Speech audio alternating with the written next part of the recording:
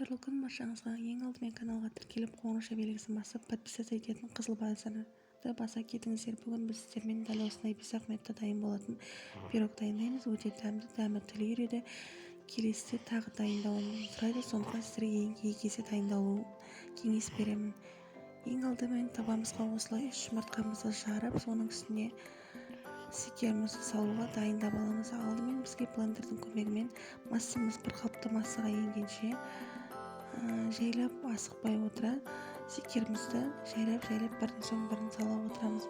Бұл жерде менің қолым көрініп қалғандықтан смайликпен дәл осылай жауып қоюға тура келді.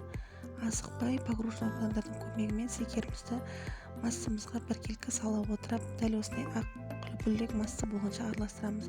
Массамызды толықтай араластырып болған соң електен өткізілген ұнның үстіне бір шай қасық қобызтқышымызды салып араластырып аламыз. Араластырып болған соң жаңағы үлпілдек массамыздың үстіне асықпай біркелкі болғанша лопатканың көмегімен араластырып отырып, ұнымызды жайлап бірінен соң бірін сала отырамыз. Бірінен соң бірін салып отырған соң дәл осылай 20 см формаға бисквитімізді салып пісіріп аламыз. Бисквит дәл осылай үлпілдек масса болып көтеріліп пісіп шығады.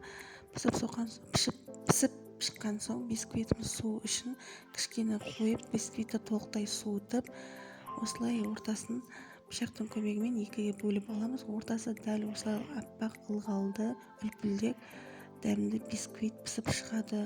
Соны екіге бөліп, осылай столдың бір шетіне қойып, кремімізді дайындауға кірісеміз. Кремімізге ең алдымен бірінші құрамы таза, массаға жақсы үйлесетін, кремі жақсы сіңетін ең таза сгущенканың бірі тірі желание сгущенкасын аламыз. Бұл үй жағдайында тез оңай жасалатын кремнің бірі. Бөлме температурасындағы сармайды алып, ерітілген сармайды алып, оның үстіне жаңа мен көрсетілген тірі желание сгущенкасын салып толықтай араластырып аламыз. Араластырып болған соң формамызға жинақтау үшін бисквитімізді салып, дәл осылай видеода көрсетілгендей ортасына кремімізді жағып аламыз. Холодильникке 3-4 сағат қойып қатырып алсаңыздар болады. Бұл жерде мен шайға кесетін болғандықтан дәл сол кезде кесіп осылай сіздерге нарезкасын көрсеттім. Осылай дәмді, ауызға салса бірден еритін дәмді бананды пирог шығады. Үстін өзіңіздің қалауыңызша әрлесеңіз болады. Ас болсын, менімен бірге жасап дәмін татыңыздар. 2 рет жасауға кеңес беремін. Дәмі осындай дәмді, бір шайға 5 минутта жоқ болып кететін дәмді пирог.